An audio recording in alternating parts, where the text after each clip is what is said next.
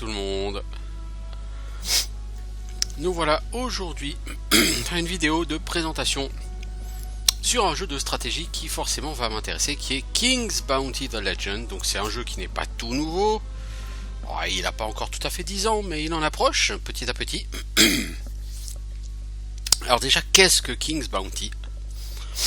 Eh bien, on va faire un petit historique. À la fin des années 80, John Von Caneghem, le créateur des Might and Magic, décide de se lancer dans un jeu de stratégie en tour par tour.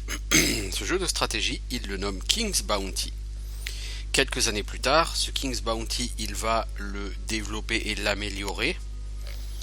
Et ça deviendra Heroes of Might and Magic, premier du nom, qui lui-même sera amélioré pour faire Heroes 2, lui-même amélioré pour faire Heroes 3. Donc ce King's Bounty The Legend, qui est une tentative de ressusciter le King's Bounty d'origine d'une certaine façon, eh bien ça va être un jeu qui va tendre à être de la stratégie à tour par tour, un peu dans un style Heroes of Might and Magic, mais en l'occurrence avec quand même un certain nombre de différences à pas mal de niveaux. Donc je vais juste vous montrer dans un premier temps la création de partie. Donc nouvelle partie, vous choisissez le niveau de difficulté, facile, normal, difficile, impossible. Vous choisissez ensuite la classe de votre personnage. Vous pouvez être guerrier. Le guerrier va avoir des compétences qui boostent les armées du héros. Le paladin va avoir des compétences qui vont booster la taille de l'armée, ainsi que des skills relativement utilitaires. Et le mage, lui, va beaucoup jouer sur les sorts, plutôt qu'autre chose. Donc choisissez l'emblème de votre personnage, ce qui n'a aucune importance, mais c'est décoratif. Et vous lancez le jeu. Donc là, la phase de création de personnage est très rapide, très simple. On vous raconte l'histoire du royaume d'Andoria, donc qui est dirigé par le roi Marc. Et on vous explique que c'est un peu le bazar dans le royaume. Il y a une guerre avec les gnomes, les nains ont... Enfin, il n'y a plus de contact avec les nains, ou très peu.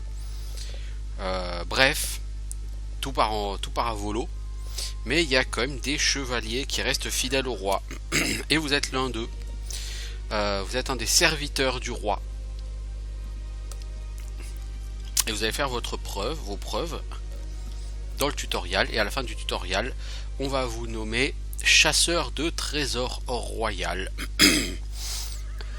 Et on va vous envoyer sur certaines quêtes. La première quête sera d'aller récupérer de l'or qui a été volé par des brigands. Au niveau du gameplay, donc ça c'est juste la création de partie. C'est extrêmement simple. Alors on n'est pas sur des parties avec des cartes aléatoires hein, comme on pourrait l'être sur Heroes 3. Ici il n'y a qu'une seule carte, mais la campagne elle-même va être très très longue, comptez plusieurs dizaines d'heures pour la finir.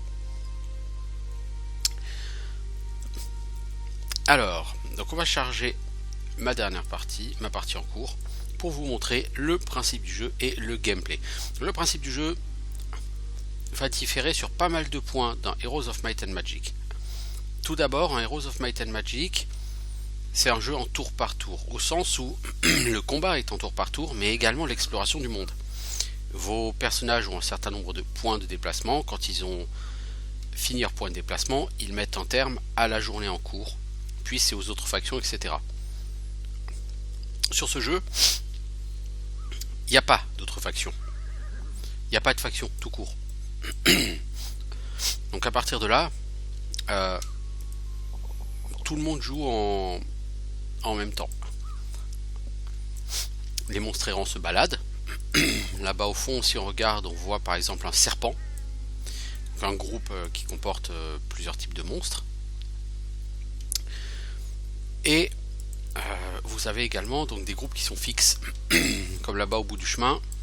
Il y a ce groupe avec un héros adverse de difficulté extrêmement puissante. Donc ce groupe-là va nous massacrer si on l'attaque. Alors vous allez dire, ok, donc il y a des héros adverses, oui, mais les héros adverses sont quand même des unités neutres. Il n'y a pas de Il y a des factions, genre les nains, les elfes, etc., mais pas gérées de la façon d'un Heroes of Might and Magic où les gens de différentes factions ont des villes, peuvent générer des héros, des troupes, aller conquérir autre chose. Non. Ici, vous n'avez pas de château. Il y a le château du roi Marc, mais il n'est pas à vous. Et donc il n'y a pas de faction à proprement parler. C'est vraiment tout du monstre errant. Voire certains châteaux qui sont gardés par des troupes. Mais même si vous arrivez à vaincre ces troupes, le château ne sera pas à vous. Ce sera juste un endroit où vous pourrez recruter de temps en temps. Autre différence, du coup, donc vous n'avez pas de ville, donc il n'y a pas d'aspect construction de ville comme sur Heroes of Might and Magic. Pas de ressources à ramasser, les ressources que vous ramassez, c'est pour vous, pour pouvoir recruter. Donc si vous n'avez pas de ville, comment se passe le recrutement? Eh bien, il faut aller dans des bâtiments qui ont une petite pièce au-dessus, comme celui-ci, cette auberge, et vous parlez à la personne en demandant si vous pouvez voir qui est à recruter, et là on vous montre. Donc ils peuvent vendre les pièces d'équipement et vous permet de recruter des armées, en l'occurrence ici des archers et des pirates. Certains endroits vendent également des parchemins de sorts. Voilà, donc il y a énormément de différences. On va toutes les expliquer au fur et à mesure. Donc la feuille de personnage, vous voyez au niveau de l'interface, bas à gauche on a l'or, la rage. La rage ça sert pour utiliser certains skills en combat, mais il faut qu'on ait fait l'acquisition d'un pet avant de pouvoir s'en servir. La mana qui se régénère toute seule petit à petit quand on l'utilise. Vous avez le personnage avec son armée, le menu du jeu, la minimap.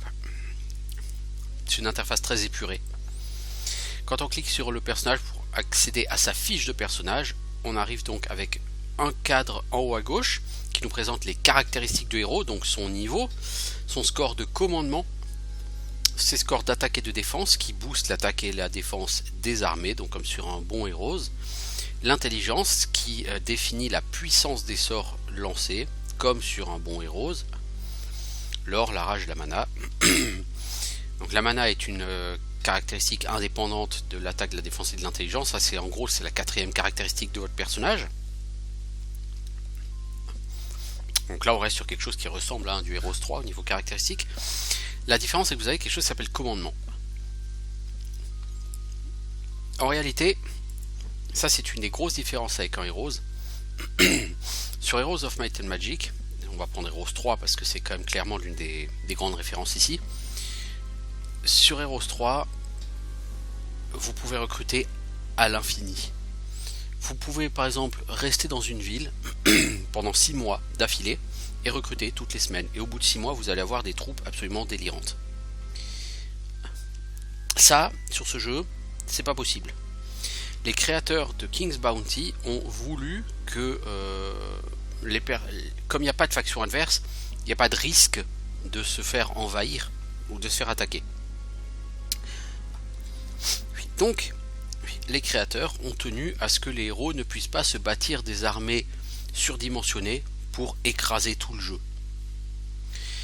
Et donc, ils ont introduit cette caractéristique qui s'appelle commandement. Le commandement, c'est la limite de taille de votre héros. Chaque type de troupe a une valeur en commandement. Par exemple, les archers coûtent 50 points de commandement. Vous avez 848 de commandement, ça veut dire que vous êtes donc limité à 16 archers. Les prêtres, pareil, ont 50 commandements, donc vous êtes limité à un stack de 16 prêtres. Les paysans coûtent 5 en commandement, donc vous pouvez en avoir 169. Etc. etc. Il y a 4 niveaux de troupes. Donc le niveau 1, c'est les créatures toutes faibles, comme les paysans. Au niveau 2, comme archers, prêtres et épéistes, ce sont les créatures classiques. Les créatures niveau 3 sont relativement costauds. Et les niveaux 4, comme cet archimage, sont beaucoup plus costauds. Et donc forcément, plus la créature est puissante, plus elle coûte cher en commandement. Vous voyez, cet archimage coûte 200 en commandement, comparé aux 5 de commandement d'un paysan. Ici en bas à gauche, pour l'instant il n'y a rien, mais plus tard vous aurez un pet. Au centre, donc le portrait du héros avec son équipement. en dessous son armée. Encore une fois, rien que du trait classique. Et sur la partie droite, vous voyez les arbres de talent. Il y en a 3, il y a puissance, c'est plutôt l'arbre de talent dans lequel se spécialisera le guerrier. Esprit, l'arbre de talent dans lequel se spécialisera plutôt le paladin. Et magie, l'arbre de talent dans lequel se spécialisera plutôt le mage, comme on peut s'en douter. Sachant que par contre, même si vous êtes paladin, ce qui est le cas de mon personnage, vous pourrez prendre des skills dans les autres arbres. Par exemple, j'ai pris un skill dans l'arbre puissance, contrôle de la rage, qui augmente mon maximum de rage. Je pourrais prendre entraînement, mais je ne vais pas le prendre tout de suite. J'aurais dû prendre apprentissage, c'est très con de ma part de ne pas l'avoir pris. Et je vais prendre en magie, d'ailleurs, je vais faire tout de suite, je vais prendre sagesse. Alors pourquoi ? Parce que sagesse m'ouvre magie de l'ordre, qui me permettra d'apprendre les parchemins des sorts de magie de l'ordre. Et c'est extrêmement intéressant de pouvoir le faire, parce qu'en magie de l'ordre, il y a certains sorts que j'aime beaucoup, qui seront très pratiques en combat.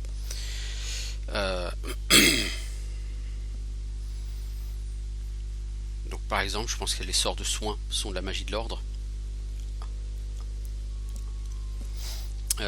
Et le sort de hache magique aussi. Bon bref. Donc voilà, vous avez ces skills. Et en haut vous avez des runes. Les runes, donc il y a les rouges, les vertes, les bleues. C'est ce que vous dépensez pour apprendre un skill. Par exemple, si je veux apprendre entraînement, donc ça permet de donner des skills supplémentaires à mes troupes au combat. Par exemple là en l'occurrence les escrimeurs apprendraient le skill coup cinglant. Et bien ça coûte 2 runes rouges. Les skills dans l'arbre vert coûtent plutôt des runes vertes essentiellement. Dans l'arbre bleu, ils coûtent essentiellement des runes bleues. C'est logique. Et donc à chaque fois que vous gagnez des niveaux, vous allez gagner des runes. Sachant que là en tant que paladin, le paladin est spécialiste du vert, donc je vais gagner essentiellement des runes vertes, quelques runes bleues et rouges, mais pas beaucoup. Par exemple, ça va être du type 4 runes vertes et une rouge et une bleue, par exemple. Et on peut également ramasser des runes par terre, tout simplement, à certains endroits. Donc, rien que du classique. Alors, beaucoup de quêtes sur ce jeu. On n'est pas comme sur un héros, sur une carte voilà, où il faut conquérir des villes, etc. Ici on est plutôt sur une carte du monde qui est séparée en plusieurs cartes régionales, dirons-nous. Là je suis par exemple dans les marécages. Je peux aller, j'ai déjà été à Greenworth par exemple. Donc Greenworth c'est la zone de départ, vous voyez j'ai déjà exploré une grosse partie de la zone. Après on a la carte d'Endoria. Donc voilà, pour l'instant j'ai été voir Greenworth et le marécage du Marais. Il y a d'autres zones, beaucoup d'autres zones encore à voir un peu autour. Pour l'instant donc on va se focaliser sur le marécage du Marais. Et donc il y a beaucoup de quêtes. Vous avez un journal de quêtes avec les quêtes donc qui ont une petite couronne à côté. Ce sont les quêtes principales. Et là j'en suis à un point où le roi Marc m'a demandé de porter à son frère qui étudie la magie dans le Marais une copie du sceau royal. Et j'ai pas mal de quêtes secondaires. Il faut que j'entre dans les cryptes dans le cimetière qui est dans le marécage. Il faut que je trouve un personnage qui s'appelle Archon qui est dans la zone de la forêt de Verlon. Je dois trouver la sorcière Shvaka qui est quelque part dans le marécage. Il faut que je lui demande les chroniques de la ville perdue. Je dois trouver une boîte noire donc d'un zeppelin écrasé. La boîte noire elle est dans une province qui s'appelle Arlania. Je dois trouver le chef des voleurs donc dans la première zone pour récupérer un anneau maudit. Et je dois trouver le temple des âmes décédées et donner l'argent à l'abbé du temple. Donc le temple est dans les marécages près de l'entrée du cimetière.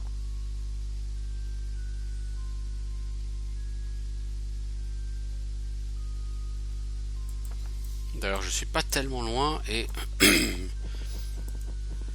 Où est ce temple? Parce que là, il y a un truc, mais ça, c'est la maison du paladin furieux. Le temple, je pense qu'il doit être par là. Là, on a quoi? On a des cryptes, une pierre tombale cassée, une crypte, une cache des voleurs. Un laboratoire. Vieille crypte, non, je sais pas trop. Bon, là, on a des morts-vivants qui veulent nous attaquer. Bon, bah, soit. On va voir le premier combat. Au niveau des combats, ça ressemble fortement à un Heroes of Might and Magic. Système tour par tour. Terrain de jeu avec des hexagones. Un héros qui a de la mana, qui peut lancer des sorts. Vraiment très classique. Alors, toi l'archimage, tu vas faire quoi? Tu vas shooter ces saletés de fantômes que je n'aime pas. Fantômes, ce sont des niveaux 3, ils ont 60 points de vie, donc ils sont relativement costauds. Les prêtres font des dégâts augmentés contre les fantômes. Et là, en l'occurrence, effectivement, les prêtres ont tapé vraiment très fort. Et on a tué le premier stack, donc rien que de très classique sur ce jeu. Donc on va faire des dégâts sur mes archers, bah je les soigne. Et toi, tu vas te mettre en protection devant les tireurs. Et les paysans, vous avancez, vous êtes tout à fait mauvais, mais vous êtes nombreux. Lorsqu'on recrutera, vous verrez également l'une des grosses différences avec un Heroes of Might and Magic. Elle va mourir, toi.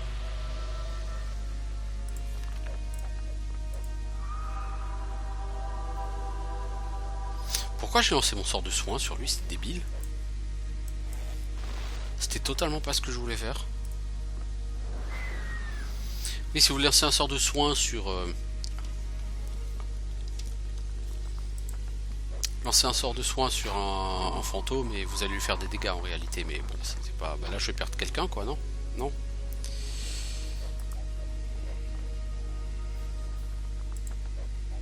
Donc par rapport à Heroes of Might and Magic, je viens de faire quelque chose. Mon paysan avait 2 cases de mouvement, je l'ai bougé que d'une case. Et ben mon tour est pas fini. Sur un Heroes, même si j'utilise pas le mouvement complet, le tour se termine. Et ben là non. Et du coup, on peut faire un mouvement et puis se mettre en attente. Laisser l'adversaire faire son tour, etc. Ça, c'est quelque chose qu'on peut effectivement faire sur ce jeu. Et qu'on ne ferait pas donc de fait sur un Heroes. Ah, les squelettes, je leur fais rien quand on leur tire dessus avec un arc. Et du coup, par exemple, les archers peuvent bouger avant de tirer.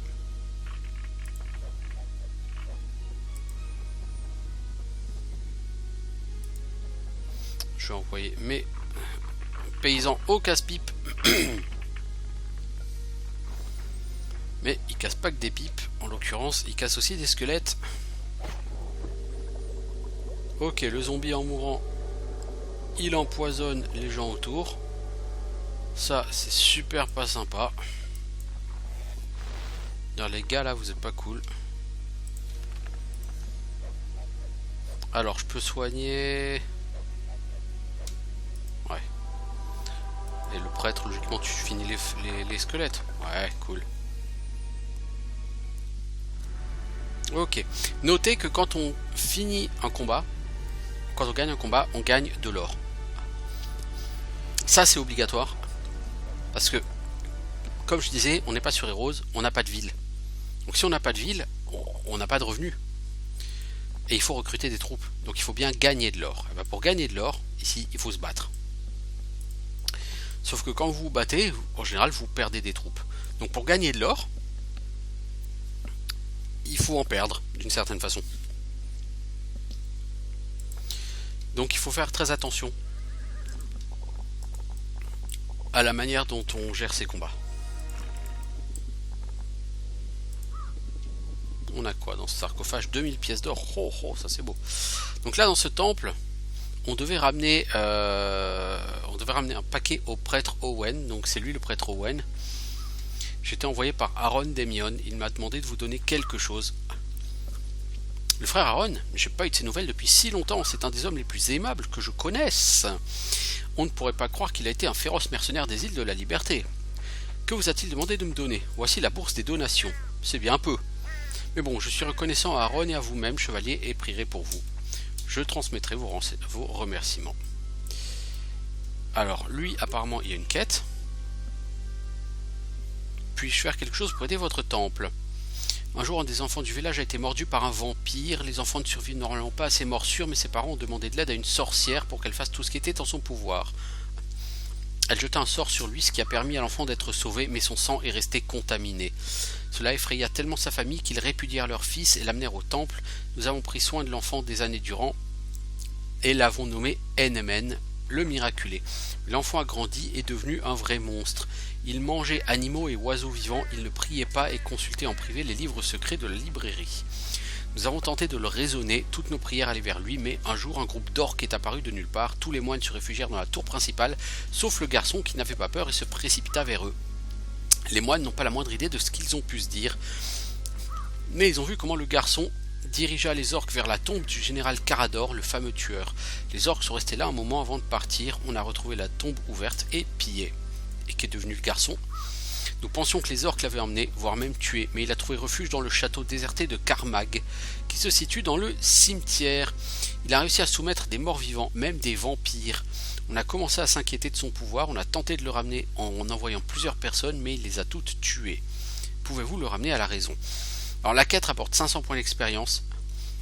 Les quêtes que je fais actuellement à mon niveau rapportent environ 60 à 80 points d'expérience. Cette quête en vaut 500, c'est-à-dire que c'est une quête de très haut niveau. Et c'est une quête qui doit se faire alors au sud près de l'eau. Alors il est où le château Carmag? Il est là-bas je crois.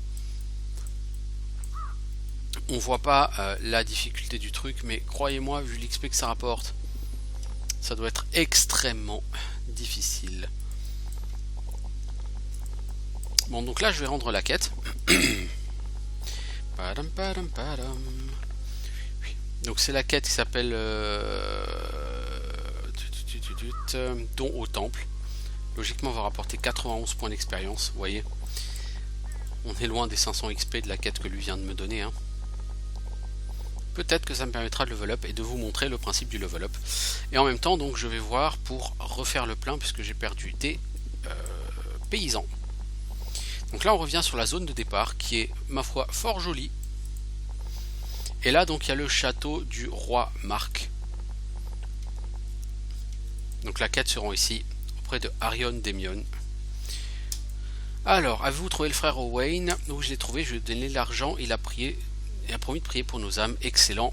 Savez-vous qu'il s'agissait d'un test mettant à l'épreuve non seulement votre courage mais aussi votre honnêteté, vous l'avez réussi, félicitations. Merci quand même pour la récompense. Et du coup, ça me permet de gagner un niveau. Donc je choisis une caractéristique entre commandement plus 200 et attaque plus 1, et ce sera commandement plus 200 parce que je suis un paladin. Je gagne pas de runes rouges, je gagne 4 runes vertes, 3 runes bleues. J'aurais préféré gagner quelques runes rouges quand même. Du coup je peux m'acheter des prêtres parce que en commandement je suis passé à je sais plus combien, 1048.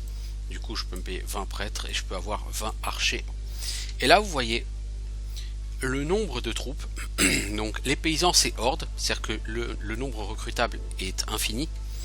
Par contre pour les autres il y a une limite. Les archers il y en a 42 et les épéistes il y en a 24. Maintenant il y a plus de 19. Et le nombre n'augmente pas. Enfin il va augmenter régulièrement, mais il augmentera quand je franchirai des étapes de la quête principale. En attendant le nombre n'augmentera pas. C'est-à-dire que si je perds trop d'épéistes au combat, je ne pourrai pas les remplacer. Parce que ces épéistes, si j'en perds mettons 20 au combat, il m'en restera 9, je pourrais m'en acheter que 19 et mon stack d'épéistes ne sera pas plein. Voilà, donc il faut faire extrêmement attention et régulièrement vous allez arriver à avoir une pénurie de certaines troupes et donc il faudra recruter d'autres troupes à la place. Par exemple dans le marais, l'auberge vous pouvez acheter des pirates. Bah, si par exemple vous perdez tous les épéistes, bah, vous allez les remplacer par exemple par des pirates. Alors qu'est-ce que tu vends chez Varus? Tu vends des archimages. Par exemple lui voilà. Il y a 2 archimages à recruter. Donc si mon commandement augmente trop ou que j'en perds, eh bien voilà, je pourrais plus en recruter. Bon bref, on va pouvoir level up. Moi j'aurais aimé apprentissage, il me manque une rune verte. Magie de l'ordre. Magie de l'ordre. Très très fort magie de l'ordre. Mais il me manque des runes vertes. Donc si je prends ça, je pourrais pas apprendre apprentissage à ce niveau là. Mais comme de toute façon je peux pas l'apprendre à ce niveau là, je vais quand même prendre ça. Et je vais prendre guérisseur, donc qui va améliorer l'efficacité de mes sorts de soins. Du coup, maintenant je vais pouvoir apprendre certains parchemins. Sachant que ça me coûte des cristaux magiques, j'en ai 38 pour apprendre. Donc je pourrais apprendre dernier héros, dissipation, bénédiction, flèche de dragon, résurrection. Bah, je vais déjà apprendre résurrection. S'il y a un sort qui est très intéressant, dissipation, forcément. Impuissance, dernier héros. Ouais, dernier héros, on peut toujours le faire, même si je m'en servirai pas beaucoup. Bénédiction.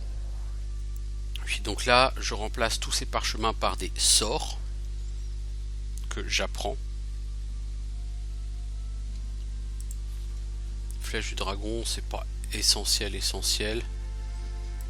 C'est juste pour annuler les pénalités de distance sur les attaques des archers. Bon, techniquement, c'est pas vraiment extraordinaire. Donc il y a vraiment énormément de différences avec un Heroes of Might and Magic. Ah bah tiens, voilà une rune verte ici. Il suffisait que j'en dépense pour en trouver une. Et je vais me battre contre des griffons. Alors les griffons, je déteste ça. Ce sont des monstres qui scindent leur stack. Quoique lui, il est tout seul. Alors, résurrection, je peux ressusciter 255 points de vie sur une troupe de niveau 1 et 2. C'est énormissime. Mais c'est 10 en mana. J'ai quand même 33 en mana. C'est pas si mal. Toi, l'archer, j'aime pas ta gueule.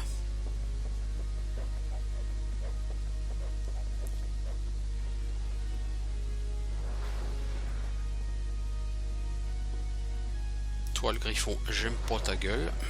C'est du niveau 3 un griffon. Ouais, voilà, je vais le tuer. Les griffons sont quand même relativement costauds.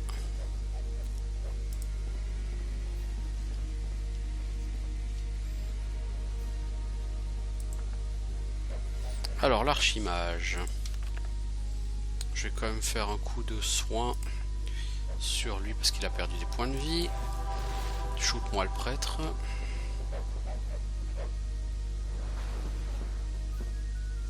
Toi, tu me shootes celui-ci. Et l'archer, tu vas utiliser ta flèche de glace pour ralentir ce personnage fort peu sympathique. On va attendre qu'il bouge. Merci. Ensuite, lui, on le tue. Et on va achever les prêtres. Mais te heal pas, connard, faut que je te tue.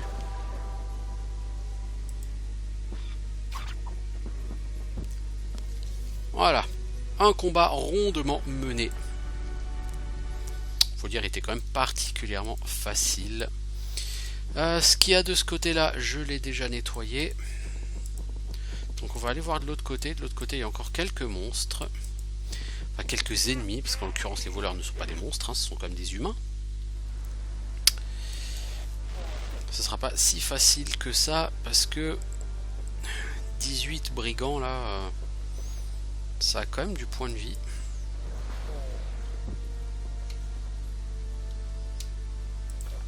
Toi, l'archer, tu vas me ralentir celui-ci.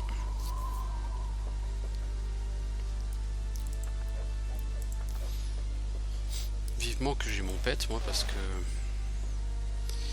ça me ferait vraiment du bien. Alors, je vais attendre que eux, ils bougent pour faire des dégâts pleins avec mes tireurs.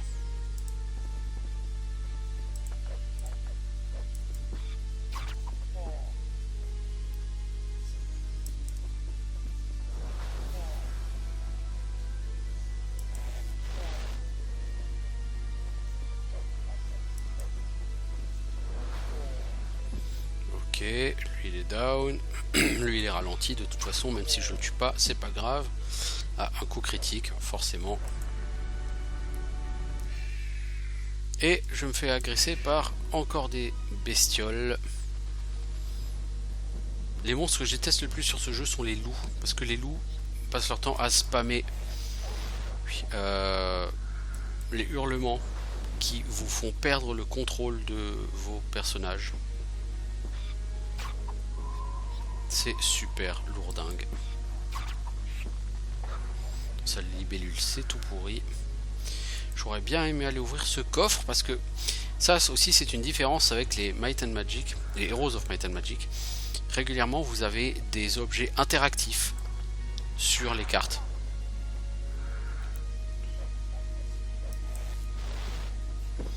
Par exemple donc des coffres. Si vous les ouvrez, bah, vous allez avoir de l'or.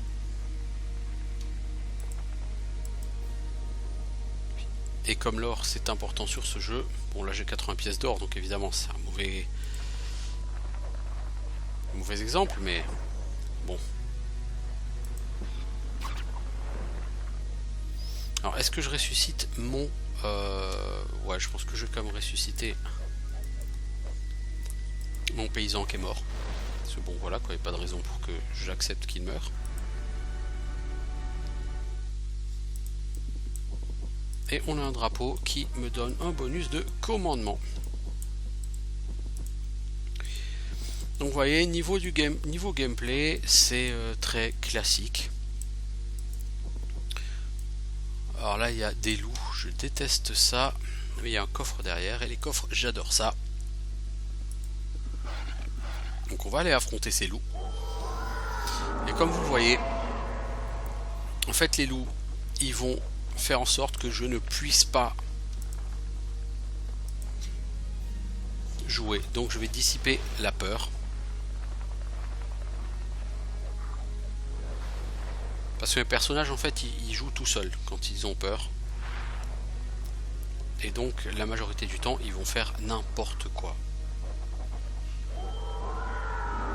Et donc à chaque round ils vont me rebalancer la peur. À chaque round je vais essayer de faire de la dissipation.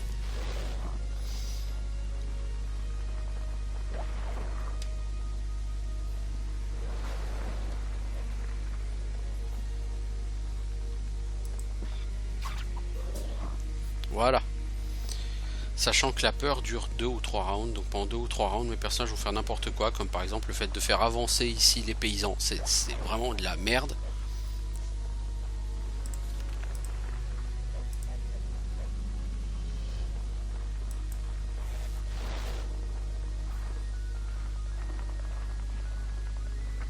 Voilà, du coup je vais perdre des paysans.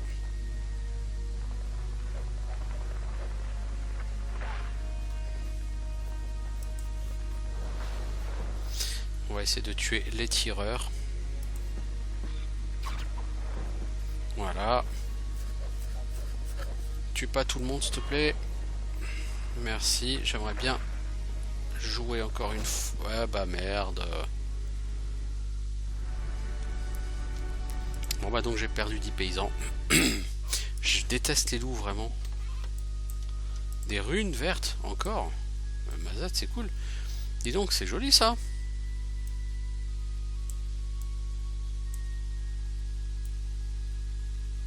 C'est quoi cette chose là ici? Alors j'ai chopé des runes vertes et j'en ai, bah du coup j'en ai assez quand même pour m'apprendre apprentissage, bah c'est cool.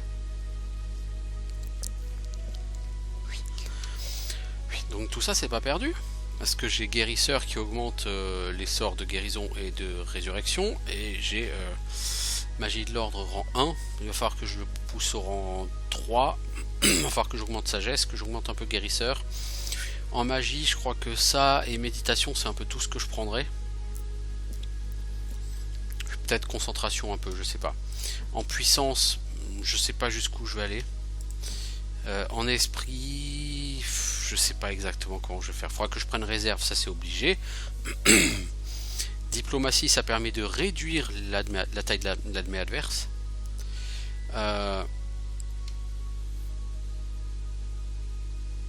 Après, tout est plus ou moins intéressant hein, sur ce jeu. Donc voilà, en tout cas c'était un aperçu de King's Bounty. Donc un excellent jeu dans la veine dans Heroes of Might and Magic, mais suffisamment différent pour pas être redondant du tout avec les Heroes. Après, le problème principal de ce jeu sera lié au fait que c'est relativement répétitif. Le bestiaire est relativement peu fourni, il n'y a pas énormément d'ennemis, et là vous l'avez vu, hein, vous n'avez pas vu 36 000 types d'ennemis. Donc voilà, faut un peu faut s'habituer à rencontrer 125 fois chaque type de monstre. Donc au bout d'un moment, effectivement, ça peut devenir parfois un peu redondant, on va dire, comme jeu. Mais c'est un jeu fun, c'est un jeu sympa qui a de quoi vous occuper quand même pendant plusieurs dizaines d'heures. Donc, alors c'est le premier d'une saga, mais ils ont sorti pas mal de pseudo-suites. Il y a Armored Princess qui est excellent, qui apporte certaines nouveautés fort bienvenues. Une espèce de système de récompense, on va pas appeler ça des achievements, mais c'est un peu l'idée. Si vous faites X combats avec 0 perte, bah vous allez avoir un bonus à vos sorts de soins, ou bon, des choses comme ça. Et les autres qui sont sortis après deviennent eux par contre du coup hyper redondants, parce que honnêtement le bestiaire s'étoffe pas vraiment. Donc on reste vraiment sur toujours le même bestiaire, ou peu s'en faut. Donc quand vous en avez fait un, bah vous les avez relativement tous fait quoi. Mais voilà, moi je vous conseille quand même au moins les deux premiers, The Legend et Armored Princess, ils sont vraiment très fun. C'était donc King's Bounty, et on se retrouve bientôt pour un autre jeu, je ne sais pas encore lequel. À bientôt tout le monde.